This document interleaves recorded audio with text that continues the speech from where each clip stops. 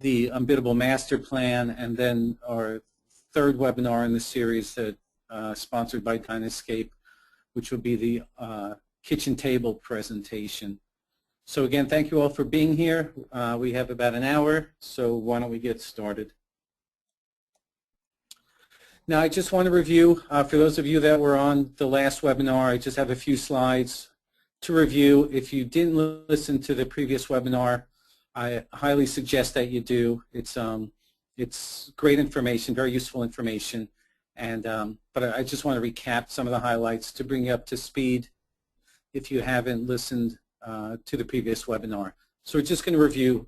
The last webinar was called, again, the Un-Biddable Master Plan, and this is a follow-up to it where we had homeowners, a designer, and a landscape.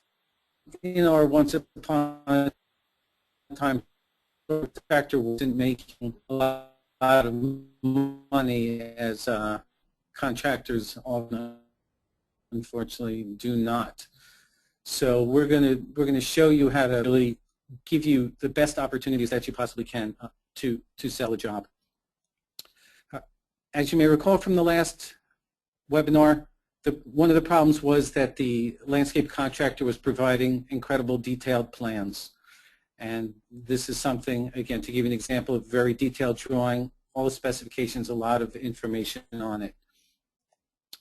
He was always bidding against other contractors. Although he was doing the design, his designs were put out there to bid. And, I show 4 contractors here, but we all know that people are calling many, many more contractors than just 4. So along came Prince Charming, and not that I really think I'm Prince Charming, but hopefully you get a little kick out of this. I came along and talked about how to create what I call the Un-Biddable Master Plan. And there's a sample of it next to me, the picture of me, where it shows a nice color render drawing, a nice concept plan, a buildable concept plan, and it has enough information to build the project, but not enough information to get competitive bids, or prices on it. So what I recommended was that he takes his detailed drawings that he's doing and combines it with something that has a lot less information, so not quite this bad. Again, I have no idea who presents these types of drawings to a client, or if anybody would ever really purchase any landscape work from this type of plan. But again, just to give you the idea, to take those two things, color graphics with detail, combine them together to create the Un-Biddable Master Plan. Okay, so a drawing like this, very colorful. Everything's drawn to scale. You can look at this drawing, and anybody who's reviewing it can tell right away what's going on with the drawing. They don't know the specifics, all the details, construction details, material lists, plant lists, etc. All of that I recommend putting on the proposal itself, and that's what we're going to talk about. And just to point out, this is my approach to this. It's worked very well for me. I've sold tens of millions of dollars of installation work, but there are different theories on this. So what I'm presenting is one approach that makes a lot of sense, that works very well, and you may agree with it or you may disagree with it, and that's up to you to decide. But I've sold tens of millions of dollars worth of landscape installation work, as have the contractors that I work with that develop these types of plans and types of proposals. So I guess what I'm suggesting is let's keep an open mind about the ideas and incorporate it into your process as you see fit. And there's really a lot of good information here that you're going to find very useful. So here's the sample of the types of drawings that I provide clients.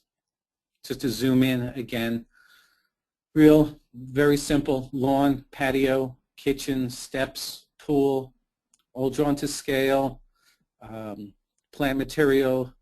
On the next version of this, I do label it, but the plant material, again, is labeled very generically, such as boxwood, spruce, I don't get into a lot of detail as far as the sizing on the drawings. The quantities I don't even put on there. And as we go through this, I'll explain why, and I explained it in the previous webinar. So again, I really recommend that you look into it. So the way I ended the last webinar was that once the contractor figured out how to do unbiddable master plans, that he, the designer, and the homeowners lived happily ever after. Well, that's not exactly true, because along with the unbiddable master plan, you really need some other information and things to use in your proposal. So they lived happily ever after. Well, sort of. I'm pretty proud of myself. That's a new graphic that I just figured out in PowerPoint. All right, so that's going to bring you up to speed from the previous webinar, and now we're going to get into some new ideas with proposal writing and the information, but it's based on keeping your landscape plans as conceptual as possible, but still providing good information. So what I have here is the unbiddable master plan plus the unbiddable landscape proposal is really how you're going to succeed. They both work together. The process that I use, you really need both an unbiddable or graphic landscape plan, and you also need to keep your proposal written a certain way with specific information, and that's what we're going to talk about today. So I just pulled up a very generic sample of a proposal just to give you, an idea. So you really need to combine the two together to make this whole thing work. And actually, when we get into the kitchen table presentation, that's really the third leg of this entire process. So again, back to the title. Are your proposals saying don't work with us? Or I think I was a little more polite, said please don't work with us in the information that I provided early on. So here again is a graphic showing a napkin proposal. Not something hopefully that anybody does. But if you do, I highly suggest you don't do it. And just to recap, and then this again is all I'll talk about myself, and then we'll move on to other things. I've been in the industry for 35 plus years. I have a bachelor's degree from Cook College, which is now SEBS, at Rutgers University, a master's degree in landscape architecture from the University of Massachusetts. I'm currently the executive director of the New Jersey Landscape Contractors Association, and have a website called FromDesignToBuild.com, where I talk about and write articles and have information about all the things that we're talking about today. I also have a column in Landscape Management magazine, so that's a quarterly column, and in 2013 they're bumping me up to every other month, so please look for that. The column's called Profiting from Design. Again, a lot of good information, Q&A style, so if you ever have questions, please email them to me and I'll answer them in the magazine as well and get you some get your information into the magazine. I also, as Andrew spoke about, I have an internet radio show called FD2B Talk Radio, which is every Wednesday night from 7 o'clock to 8 o'clock. It's a call-in show. It's just like any sports talk radio show without all the, I guess, the slang words, etc. But it's a great opportunity to talk to some of the industry's professionals, and I interview them. I also am a sales coach and speaker. I'll be at Landscape Ontario in a few weeks, and I'm a Planet Trailblazer and Landscape Ontario preferred consultant. All right, so in the Unbiddable Master Plan or previous discussions, we talked about 5 steps. Develop the program, determine the priority, discuss the budget, design the dream. We're talking about the 5th step, which is do the deal. The reason that I am pointing this out is because at this point it should be a slam dunk for you. You're really, with the proposal, all the information, you should have had the design, you should have had the budget, you should know exactly what the clients want, and the proposal really should just be another process that you're walking through. It shouldn't be a surprise how expensive things are or how much the project cost. Everything should have been determined. We're just walking through this right now. What I want to talk to you about with doing the deal is that even though you've gotten the 4 steps done perfectly, you can still basically screw things up if your proposal is written poorly, where you're actually scaring the client away. So again, do you see any difference? Napkin proposal versus a NEBS proposal, a pre-printed proposal. Right, again, just using it as an example, I don't actually use those. But already you can see that how important it is to have a professional looking proposal, and we're going to get into some of the language. One thing that's very funny about Google, obviously I search a lot of images for these presentations, and you just find so much great information. I just found this funny, that somebody actually figured out how to make a napkin proposal work. They have these pre-printed napkin proposals. Obviously it's for dating, but I think it's a really cool idea, and those of you that know me know I like to interject some humor into everything. So as much as we don't think, I don't think you should do napkin proposals, here's a very funny example of one. Definition of a proposal. All right, there's a few of them from dictionary.com. The one obviously we're focusing on is a proposal is the act of offering or suggesting something for acceptance, adoption, or performance. Number 2, a plan or scheme proposed. I don't like the word scheme. It sounds like you're scheming. And marriage obviously is not something we're talking about. The proposal, though, in our terms, we think of it as it's an act of offering or suggesting something. We're proposing work to be done for a price. All right, so that's a definition of a proposal, and that's the way we typically think of it. We mix it up with the term contract and estimate sometimes, but for this discussion, that's what a proposal is. Also, a contract is basically the same idea. It's you've written down what you're proposing, and you've made it into a signable document.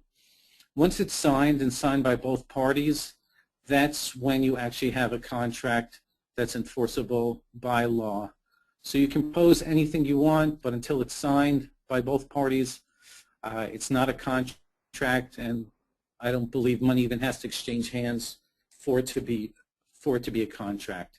So it's enforceable by law, and the written form of such an agreement, I don't know what that means. And again, just giving credit to dictionary.com for these 2 definitions. Part of your presentation is that you should have a presentation folder, and we'll discuss how to integrate this in the kitchen table presentation. But just a few highlights and things that you really should think about. You should have a presentation folder. They're not expensive. You can buy unlabeled ones at Staples or any office equivalent store. It looks very professional. It keeps everything from getting bent in your bag. So if you have the extra dollars, you really should get one with your logo printed on it and have a real nice presentation folder. But for now, there's generic white ones that you can use, stick your card in, and keep the information. Another important thing about your presentation or working with your proposal, this is not the time to have tons of other paperwork, confusing paperwork in there. You're not talking about the paper selections. You're not trying to sell them on who you are anymore. That stage is done with. Okay, they're sold, they're ready to go with you. Giving paperwork and brochures and any other information is just going to make things complicated and potentially tell your customer or talk them out of working with you. It's a subtle little thing, but trust me, just have the information in there that you need. Company logo, again, on all your letterhead, as well as the folder. Documentation, I would say, is if you have warranties or guarantees, if they're separate or part of your proposal, make sure those are in there as well, because you're going to want to review those. If there's any permits that are required, that those should be in the folder as well. If you've gotten the permits, if there's something later on, they still have the folder to put permits in. And then also, just fold up a copy of the plan to put it in there. It's a nice touch. It goes along with the paperwork. It really keeps everything tight together, and the clients, it keeps them organized, keeps the job organized moving forward. They can keep all the papers for the project change orders, etc., in this folder. So really think about having a presentation folder. All right, here's the money, and this is the thing, or next few slides you really want to pay attention to. Organize your proposal. It's so important the way you organize your proposal, because if you're presenting the work that you're proposing in an erratic, confusing way, your clients are going to be confused. Confused clients, confused people get frustrated, they get angry. They don't buy. Okay, people that understand and feel comfortable will sign a document. If they're confused and you've made it confusing, then there's a good chance they're going to tell you that they need to think it over, they need to understand what it is that what you're actually proposing. Okay, so this is very important. It's also for your sake. Most people do not like doing presentations. Most people do not like doing any sort of public speaking.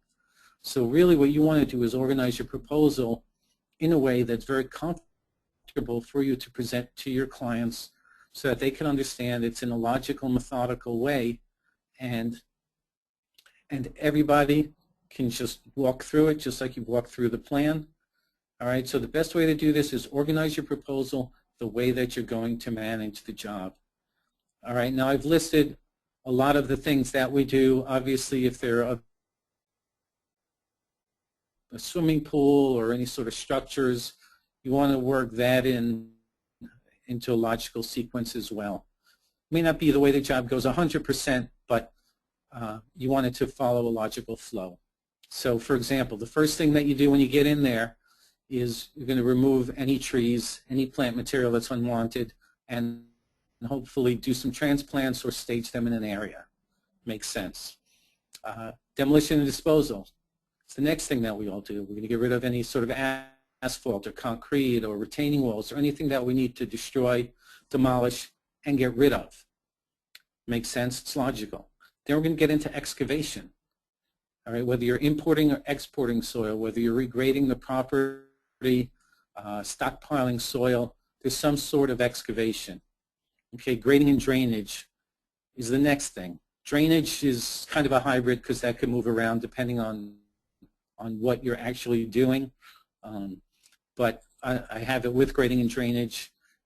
You know, obviously, again, drainage, you may have some drain inlets that you're putting in after you do the hardscape, but for now, let's keep it here. After that, the hardscape comes in. You've got everything graded off, excavated for your hardscape installation. Now you're going to do your hardscape installation. It's logical, makes sense. You can explain it to your clients can relate to it. Oh, okay, I understand. After we tear up the property, now we're going to start rebuilding. And we're going to rebuild with hardscape first. Next comes your plantings, typically. You're going to lay out your plantings and install your plantings. Then irrigation and lighting, if you're doing lighting. Then comes the mulching and the seed and sod you're doing. So your proposal now flows very logically. You don't need to get into a lot of descriptions and discussions, and also you're not going to get tongue twisted and confused as you're presenting the proposal to the clients, and they're not going to get confused. Okay, so it's a logical order. Then the last thing is to use a proposal template, and we're going to talk about. So I actually have sample templates for you later on. So proposal template, basically what that is, and what I suggest that you do, is once you've figured out how your jobs typically run and the information that you want to provide, create a template. Create a template that has the information that is typical. Here you are, 8 inches, put in a 4-inch base, 2-inch or 1 inch of a screed bed, then install the pavers, compact them, sweep sand. All those things we do regardless of how big the patio is, how big the walkway is. Those are all steps that could be templated information. And the reason that the template's so important is because you can look at your proposal. You can use the correct language. You can review it. You can give it to other people to review. Again, we're not worrying about the square footage or which specific paver you're using. Or let's use the planting example. If you do any sort of bed prep, if you're removing the sod as your standard bed prep, you sod cut, if you rototill, if you add amendments, all those things should be part of your standard operating procedures and also should be part of your process when installing plant material. It doesn't matter what plants you're putting in, your bed prep process is still the same. So why not write that? Why not put in a template form? Why not make it available for anybody in your company that sells work to use? This way you're all working off the same document, the same information. And if you come across a mistake, whether it's a misspelled word or maybe you forgot something, you can add it to the template. And conversely, if there's something in the project that you're not doing, let's say it's just a straight planting job, there's no hardscaping, then delete all the other information. It's much easier to delete than it is to add. Instead of thinking about how you have to write everything, it's already written for you. All right, all you need to do is decide whether those issues or whether those specifics are part of this project. If they're not, delete the information on the template, you don't need it, and just use the information that applies to the specific project. And keep in mind, you can create templates for anything. Like I said, if you do a lot of pond installations, have a template of what your typical pond installation is. Even if there's some variables on it, that's okay. But typically you excavate X amount of feet down, whether you build shelves, whether you put a sand base, whatever it is, whatever liner or tub system. Tub's not the right word. Obviously I don't do a lot of ponds. So whatever type of system that you use, just list those specifications because it's really going to help. So in summary of this slide, do everything in the order that your installations go, and then also create a template. All right, then the next slide up, you down with A.P.P. That's a song by, I guess a takeoff of a song by Naughty by Nature. A.P.P. is just as per plan, as per plan, as per plan. What I mean by that is that I like to use the term as per plan as much as possible, as much as I'm allowed to do, as much as legally you're allowed to do. The same way that I want to, and I recommend keeping the plan light on information, the proposal should be the same. And again, there's people rolling their eyes right now, and I've had discussions on chat sites and discussions in Louisville with people about this, about the fact that their clients buy from them specifically because they have detail of every piece of material, every stone, every base material, every sprinkler head, etc. That's why they go with them. And I agree, that way works. It doesn't work for me. It's not what I'm talking about. And as I said earlier, this is a process that I've developed over a long period of time, but it's not the only way to do it. All right, so let's go with that theory for now. If you look at the top of the slide, it says, now's not the time to prove that you have a wonderful command of the English language. All right, the proposal is really not, and I guess I have to make a disclaimer. If your clients really want a lot of flowery wording, and that's the clients that you work with, then by all means, that's what you should put in. That's not the client base that I work with or have ever worked with. Mine wants some good information. They want to have a general idea of what we're doing, and they don't need a lot of descriptions and adjectives to prove to them that I know what I'm talking about or that I'm really smart because I can write really well. You just need to get good, solid information on there that helps the client understand without worrying about how much information you're writing. Again, my theory is provide as little detail as is necessary. I don't want it to be completely devoid of information, so that's why I say as is necessary. And by necessary, that's really what is required in your state or your province or your country.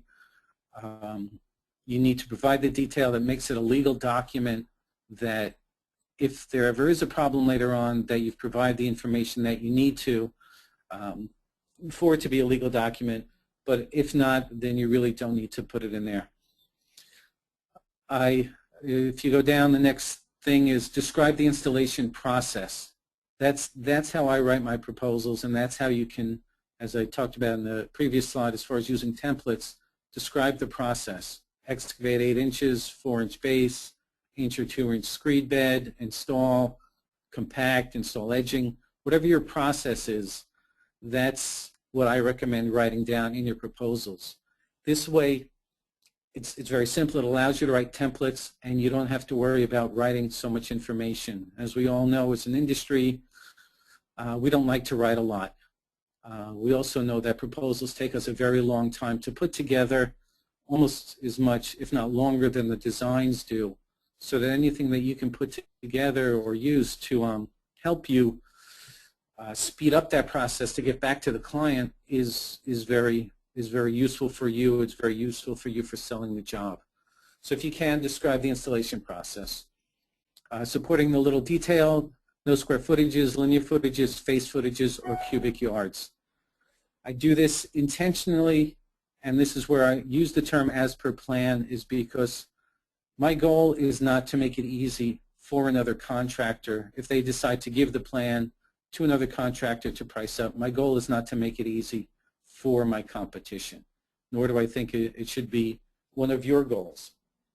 So if you could put, instead of patio, 650 square feet, if you write patio as per plan, all somebody has to do is scale the plan and do their own math, and they'll figure it out. They may not come up with the same number as you, especially if you're not using rectilinear, or if you are using rectilinear design, it's real easy to measure that. But we all know these walkways, these curvilinear, or very sinewy walkways that we design are difficult to measure. So I don't want to give my competition what I essentially call the recipe for the job. All right, so I leave out square footages, linear footages, face footages. You could write the walls 3 feet high, the walls 2 feet high. The same thing for cubic yards. You can say we're installing 40 yards of mulch, or you could say we are putting down 2 to 3 inches of mulch in all of the planting beds. One way requires somebody else to do their own math to figure out how many cubic yards there are. The other one tells them exactly how many yards of mulch you're using. So just like the Un-Biddable master plan, I want to make it as hard as possible for somebody else to come up with an apples-to-apples comparison. The only thing that is exempt from this, only because I haven't figured out a good workaround, is the plant material. In the proposal, I will write, for example, if we're planting spirea or Spirea van Hooti, I will have 9 Spirea van Hooti, 3 gallon, or 24 to 30 inches. There I'll have the specifications in it. I won't go to botanical names anymore just because it's more work. But if you have a database that has all that in there, by all means, do the Latin and do the common names. If you don't, it's a lot of work to do that. And unless your client base is really very plant-oriented and needs to know specifics, I recommend just keeping the common names. And that's where, again, I get into the quantities. I'll tell them how many trees they're getting, what size the trees are, and the plant material, shrubs, etc. Okay, so moving along, as per plan, as per plan, as per plan. So this again is why, just a visual of, I don't want to make it easy for these guys. I want them to go, you know what, there's no information on this drawing, I can't put a price together and not get back to the client. That's not my goal. All right, part of your proposal and your proposal presentation, and again, keeping things from being confusing and making it easy for your clients to say yes instead of your proposal saying, please don't work with us, you need to walk through the payment schedule. Once they understand what you're proposing, don't skim over the payments. Walk them through it slowly. What's the deposit? And there's various theories on that. What amount you should ask for a deposit. There's various theories on how to do payments. I'm very big on a minimal deposit. 10% is what I suggest because it's an easy check to write. 30%, 50% is a big check to write. If they're smaller jobs, projects $5,000 or less, then I would look at doing a 50% down, 50% when the job's complete. If it's a larger project, talk about when the payments are due. All right, are your payments performance-based? When we finish the patio, then a second payment is due, and what that payment amount is or what that percentage is. It might be, if it's a 3-week project that you're assuming, that payments are due weekly. All right, so you need to describe that, and then you need to review that, and then you need to answer any questions that your clients have about it. This is going to save you an incredible amount of time later on. It's going to save you a lot of problems later on. So don't shy away from this. All right, and everyone knows they have to pay money. That's what this is all about. Another mention just with the deposits and why I do a 10%. The follow-up to that is I'll ask them for a 10% deposit at the signing of the contract, and then I require a 30% before the job starts, or the day the job starts, or 2 days before the job starts. So you can specify whatever time frame you want. This way you have 40%, which is better than 30%, and it's just another way of making it easier for your clients to say, yes, we want to work with you. 10% is no problem. This is the time to discuss if you accept credit cards. A lot of people like credit cards. They like to get miles on their planes, or they like to get mileage so that they could go on vacations. If you accept credit cards, let them know you accept credit cards. If you don't, let them know you don't accept credit cards. It's very straightforward. It's very easy, and it will, again, alleviate any problems in the future. You want to have things in there. What if they don't pay? Okay, you need to have some disclaimers, and I actually should have had that more on my guarantee and warranty. So let's skip that, and I'm going to move that later on. What happens with change orders? Right? How are those handled? Those things you're supposed to write, and how much they cost, and have people sign before you do the work. All right, in the States, and then definitely New Jersey, if you do the work without getting a signed change order, you can be sued for the entire job. So it's how they recommended they use change orders, but discuss with your client, okay, change orders, how do they work? Do they all get piled up at the end and are part of the final payment? Ideally, no. You'd really like to have that the change orders will be paid upon as either you get your other payments, or again, some sort of theory or logic that works with you. But you shouldn't let the change orders all pile up at the end, because then there's a lot of money that the clients are holding for you unnecessarily, and if there are problems or replacements or things that need to be done, the last thing you want is a client having 50% of the money and you're 100% done, and now it's 2 or 3 weeks later. So discuss all these things up front, because then you can explain this information later on. When you're talking to your clients, you can say, remember we agreed the change orders would be paid as we get the regular 30% payments, or as the work is completed. The next part of this is also, excuse me one sec. I've learned to have water with me these days. One of the biggest mistakes contractors make is that they don't pick up the money themselves. Some do, some are very eager about it, but many do not. So you need to stick to your own policies as much as you're asking the clients to. So if money is due on Friday, you should have a document, whether it's the statement or a bill, or however you pick up the money, you should have something that says, okay, the next third is due. You should call me ahead of time. I'll meet you at your job site on Friday to get the payment as we discussed, or Thursday or Monday, whatever the day is.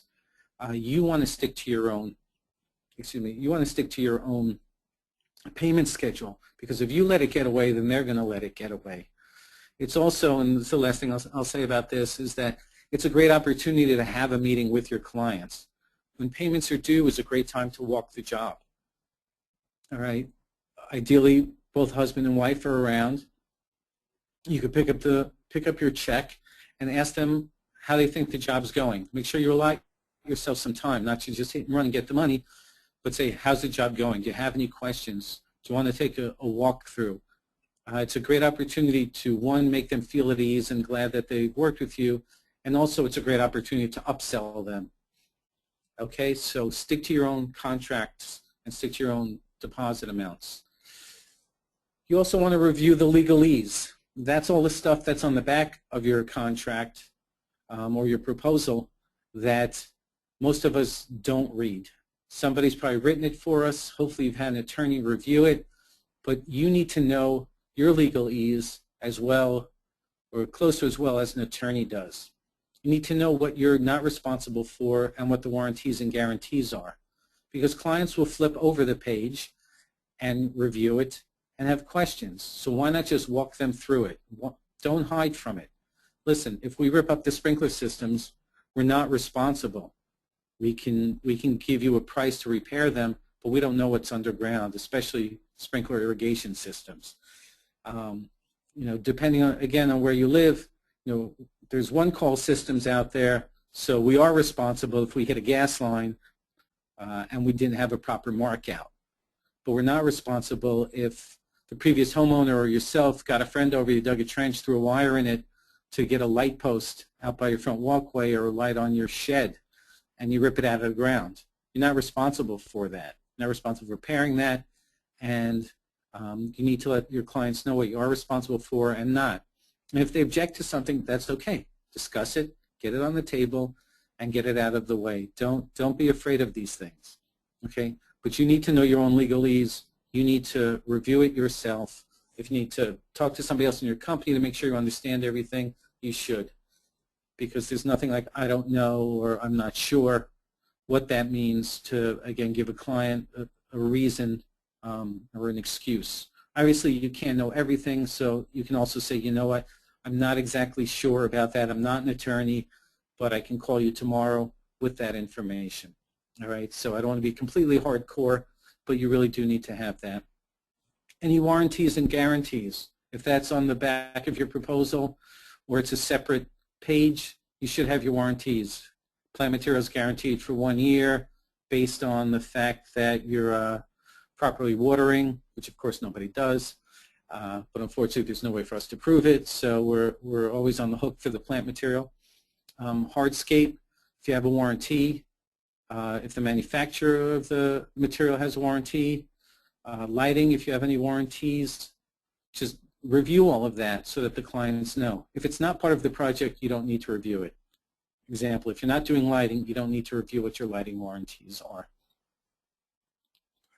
All right, let's get into a few more things here.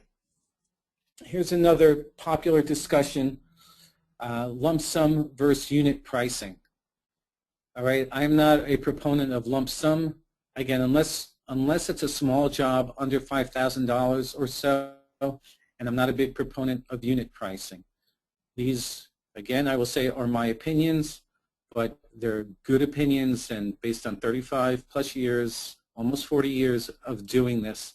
So just listen to what I have to say, agree or disagree, but just listen to the rationale behind it. Okay, lump sum. If you have a project that's plantings, patio work, a lot of hardscape, retaining walls, et cetera, and the job is $60,000 or $70,000, that's a big number for people to swallow, even if they told you they had $60,000 or $70,000. So putting everything that's in the client's wish list or the section of the plan that they wanted to do, it just doesn't give them any room to digest it. It says, we're going to do all this work for $60,000 or $70,000. All right, so lump sums give too little detail.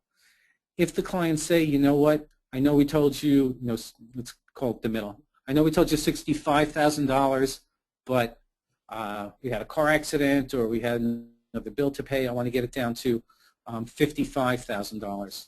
With a lump sum contract, you have no way of doing that. You have no way of cutting something out because it's all you can eat for $65,000. So you need to go back, you need to refigure prices, you need to come back to them, subtract something out. It doesn't give you the opportunity for a dialogue, and it doesn't give you the opportunity to make the changes and have the contract signed right there. You don't know, I guess similar, you don't know what costs what.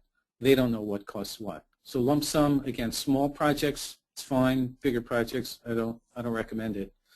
Unit pricing, the same argument. There's too much detail.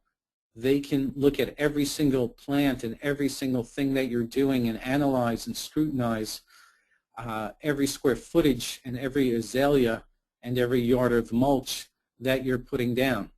Now, if you're bidding on a project, and we don't have enough time to discuss bidding, that then you're required to put down unit costs and unit prices. But these are not bids. We're not bidding. We're creating a design, our own design with our own proposal.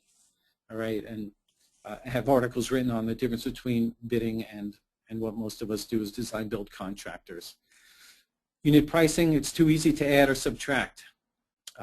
Adding, of course, is always fine. Subtracting, you just don't want to make it too easy for clients to subtract things or get into, instead of 7 to 8 foot, we're going to do 6 to 7 or 5 to 6, and then the whole thing, really your 1-hour proposal presentation becomes a nightmare, and your proposal itself is marked up so much because you've made so many changes.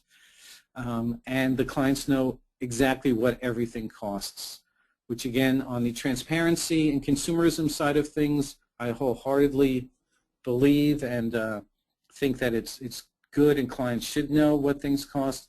It just makes it a lot harder for you to do your job and present your proposal if you break every single thing down and it's not necessary.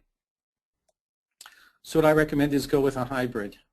Okay, break the project or proposal up into logical projects. These can tie in nicely with the way the proposal template is. Rip out and remove, $2,350. Demolition, have a price for that. Hardscape, price for that. Or break up the hardscape depending on the proposal. If you're doing a rear patio and front walkway, if you want to break those up. But break them up into logical chunks of information because clients can digest that. If you have a $60,000 proposal, adding $3,000 plus $5,000 plus $8,000 plus $21,000, they could see how you get up to the $65,000. It's much easier to, it's much more palatable. Okay, it's easier to digest. You want to give them just enough detail to make decisions. Again, getting back to how much description or how much information to put on the proposal. It's very easy to add or subtract. Let's say the same scenario. It was $65,000. They only have $55,000 now. They look through the proposal and they say, you know what, we have to shave $10,000 off of this. Let's take out the front walkway. That's $8,000 and the perennials are $2,000. Let's take those out, cross them off on your proposal. You don't have to go back and change it. You don't have to do anything. You just cross it off. Everybody initials it, and you get it signed, and you get your 10% deposit at that point. Makes it very, very simple. The last thing you want to do when you're selling a job is have to leave, go back, and have a week or two pass where a lot of enthusiasm goes away and where people start really questioning a lot of things. And it gives them an idea of what costs what. People do have an idea, although they'll tell you to the blue in the face, they have no idea what things cost. They know about how much a patio and pavers cost. They know about how much plantings cost. They can go to a nursery and find out how much the plant material is.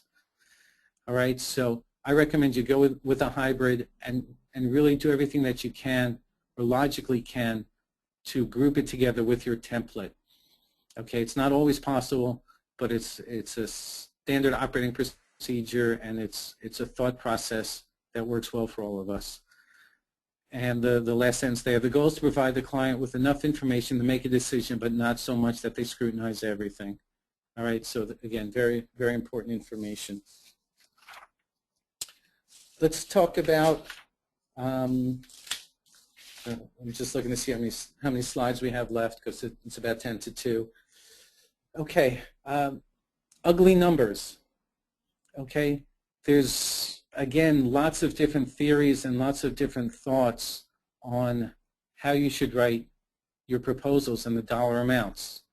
All right, so I have here, which looks like more money, $24,986.42 or $25,000. To me, the $24,000 amount looks like more just because there's a lot more numbers. It's a confusing number. It's an ugly number, and I just coined that the other day. But you have to decide how specific you want to be. And as with everything else that I'm recommending and doing and think you should do, the middle ground is always the best way to go. All right, just as I don't like $24,986.42, I also don't like $25,000. The first number looks like you're a little too anal retentive, and there's no possible way that you could possibly figure that number out and have it be accurate. I mean, of course, you can use your spreadsheets and your computer programs, and you can come up with a number like that, but it's illogical that you could actually pull that off and know that that's a good number. $25,000 looks like you just winged it. You made it up. You rounded it up. It's too easy. $25,000 is too easy. So what I have is listed a few rounding up philosophies, and the reason I say up is you really don't want to round down unless you're at, let's say, a threshold.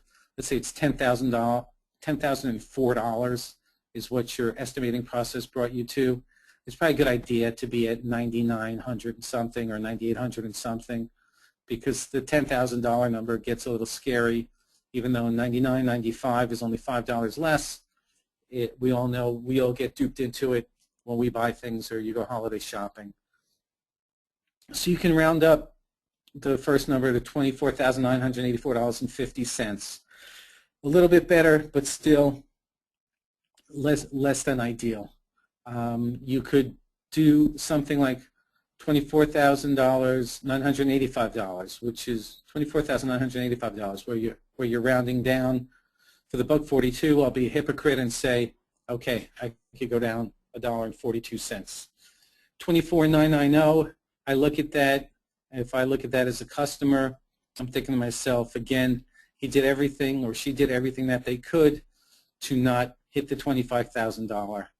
The only number more insulting or more ridiculous would be to be $24,995. All right, so $24,985, $24,975, $24,950. I like rounding to the 25s, to be honest. You know, $10,550, $10,525, $575. I like numbers like that. They're easy to look at. People could understand them, and they can move on. And I highly recommend you do something that's a good, solid number, but it's not too complicated to look at. A couple of things. The site visit proposal. Okay. And these are things that I'm going to give you the opportunity to get in a couple of slides. There's a thing that I've created called a site visit proposal. Some of you may have it. Some of you may have triplicate forms. And since we're talking about proposals and we're talking about how to, have your clients say yes, or conversely, say don't work with us. If it's a small project and it's not worth your time to really go back and write up a proposal or do some sort of plan, you should have some sort of structured proposal, a triplicate that you can use, that you can fill out right there on the site, write the information in. It's, again, a hybrid solution where some of it's pre-printed and some of it's handwritten, so it's not perfect either way, but you get it done. You bring some envelopes, you put it together and hand it off to the client, and you take one of the triplicate copies for yourself. All right, so again, the question, what do? it's a site visit proposal. These jobs are $2,500. Depending on your market. If it's a straight planting job, that's a great 1 or 2 day. It's a great 1-day job for most companies. So you don't want to lose that, and you don't want to write something up that looks very childish. And again, most of us do not have good handwriting. So site visit proposals is pre-printed, it's triplicate, it's signable, and it's one and done. So the moral of this story is, once again, everybody lived happily ever after, although my contractor in the middle, I still can't find anything with him smiling. But now that you've combined the Un-Biddable master plan with a proposal that's written in a way that's easy to follow, easy for clients to understand, it's going to make it much easier for you to sell the work. Before I ask Andrew to come back on, just a couple of things, couple of plugs, and then we'll get to the Q&A. This is just a shot of my website, fromdesigntobuild.com. Just what it looks like, and I'm sure you could easily find it. My talk radio show, FD2B Talk Radio, is Wednesdays 7 to 8 EST, Eastern Standard Time. And so what I'd like to do now is open it up to Q&As. And while, I guess 1 second before Andrew does come on, actually, Andrew, I'm done. So if you have some questions, why don't you come on and we'll answer some questions. Thanks, Jody. So far I've got one question. Pretty straightforward. How do you handle a client who demands specific unit prices? If a client wants specific if they want specific unit prices, I don't like to fight with my clients. I will provide that for them if I have to, but I already know that that's a bad scenario, because the reality is it's very hard to give unit prices, because it really depends on how many days you're going to be at the job, and it also, if they'll start cutting things out that is, start crossing things off your list, that makes it now not worth it or worthwhile for you to do the actual work. So if they want unit prices, I guess you have to figure out some way, but I really would do everything that I can to explain to them that you base it on overhead, profit, materials, and labor, and it's hard to do it that way.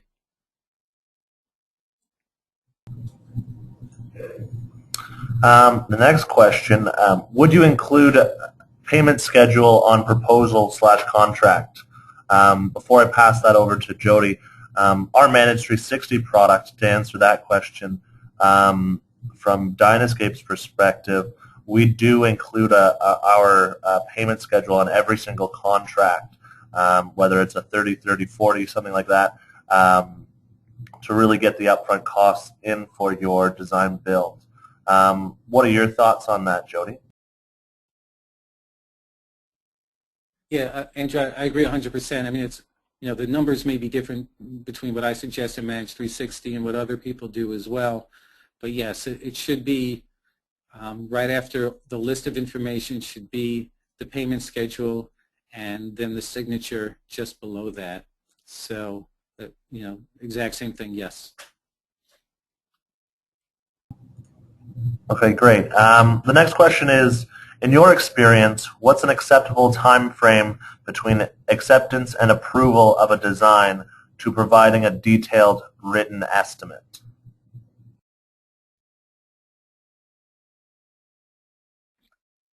Yeah, that's always the million-dollar question, and it's funny, everyone that asks that knows what the answer is, which is it depends on the time of year. It depends how much work that you have. I typically would like to get back to a client within 2 weeks with a plan and a proposal. My process, and we'll talk more about it on the next webinar, is that I want them, once they see the drawing, I want them to have something that they could sign that same day. Sometimes it's going to get to 3 weeks.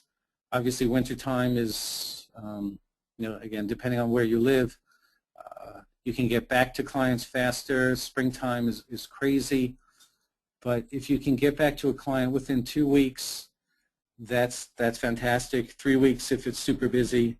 But if it's that busy, everybody else is on the same time frame. And I guess just to add to that, we all tend to really just kill ourselves to try to get back, within a week. If a client says, I need to know tomorrow, you know what? If they need to know tomorrow, you're just going to run around, you're going to push other clients away. So 2 to 3 weeks is very reasonable for us and for our industry.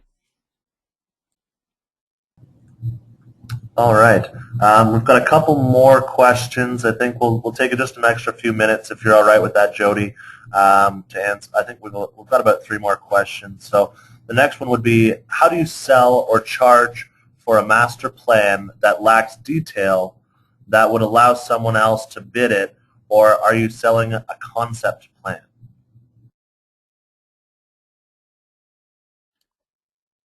What I'm selling and recommending is what I call a buildable concept plan.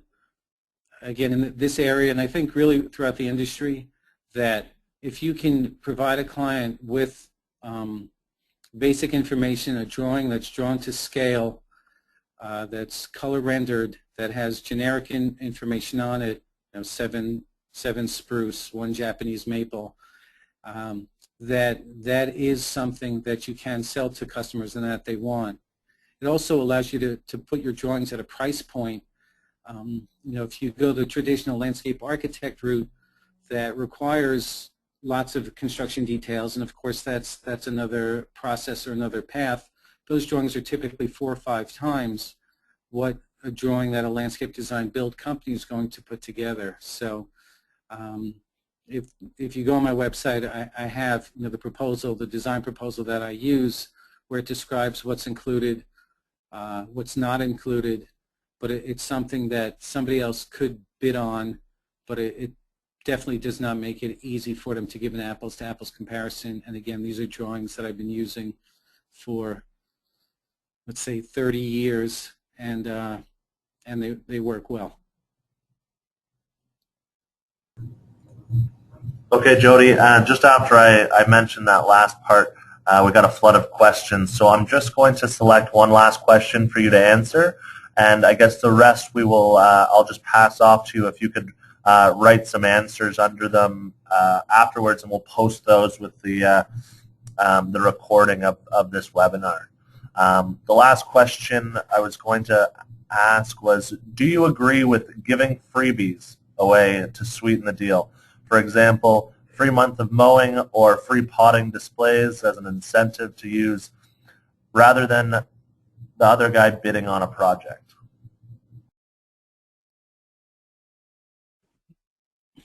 I'm okay with yes. I mean, if there are small things that you could do to sweeten the deal, the reason I hesitate is because once you open the door, giving something away for free versus negotiating is fine. So yes, if you want to give something, a potted plant or a few perennials or something like that, that's fine to sweeten the deal. I also, and there's the debates about whether you should rebate the design fee back or not. I'm a proponent of rebating it back, so I'm sure a lot of people are not, and I design work and I understand the value of the design, but if it's going to get the installation of the project, then by all means do what you need to do. A free month of mowing, if that's $50, again, it all has to be proportionate to the project that you're proposing. It can't be something super significant, and I don't recommend negotiating. I do want to I have a couple more just finishing slides, just because I said there's a couple of things that I would, offers that I'd have to Dynascape customers that are listening to the webinar. So just give me 2 minutes to go through them, and then, like you said, we could wrap up, and then any other questions I'd be happy to follow up with. Anyone that's listening tonight, today, or listening to the recorded version, you can get the downloads of the Un-Biddable landscape proposal or my site visit proposal for $1. You just need to go onto the website from designtobuild.com and enter the promo code DynaWeb all uppercase. All right, so if you're listening to this or listening to it later on, please do that. You can have copies of it, and there's also lots of other proposals and lots of other good information that you could download as well. So that's just for Dynascape webinar listeners.